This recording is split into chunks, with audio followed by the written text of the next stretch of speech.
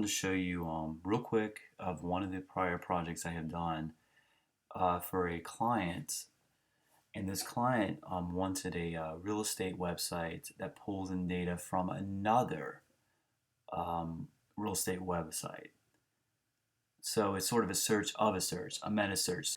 And the client wanted the user to be able to save a selected house from a search.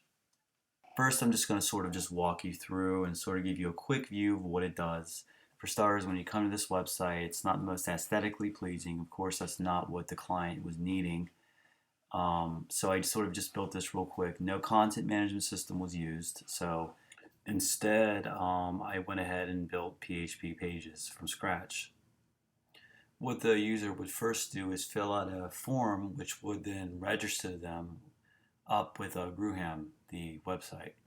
They would then receive an email containing a URL which they would click, which would direct them back here, which then would activate their account.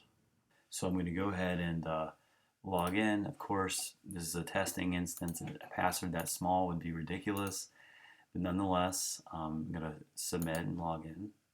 And here you're able to search for your homes, maybe look at your favorites list of housing you've added, or you can do some account settings and log out. If you click search homes, let's just search for one home that I don't think is for sale. I've already done this before. It does pull up information from the Zillow.com service, web service. And if the house was listed as a on the market, it would provide much more information and even pictures included. Anyway, you can also do account setting changes. So I'm going to log out. Very simple. Again, it just pulls in data from the web service. Now, the only potential problem I can see with this is if the API on the web service changes. If they make changes at Zillow.com, then that could affect how I pull my data in. So that was something I had to advise the client on.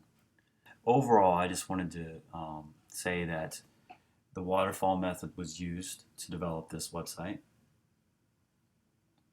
So lots of documentation, information gathering, and requirements and whatnot. But it was a fairly straightforward project.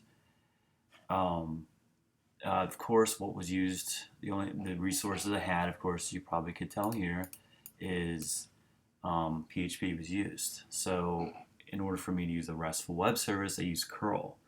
And of course, the data that came back was in XML format. So I had to parse through the XML data.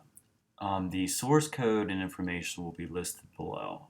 Unfortunately, I can't show you the tables because I don't have access to the database anymore. I just have access to the front end, unfortunately. But I assure you, I created about, I think it was about 4 or 5 tables, if I'm not mistaken. For example, I created a favorites table, which contained 2 fields. One of them represented the unique identifier of the user, and the other one was a unique identifier of the house. That unique identifier of the house comes from, of course, Zillow.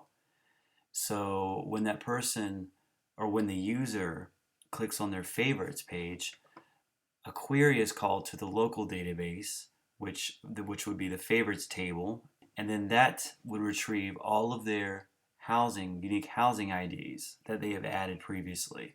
And then those housing IDs would then be passed via curl.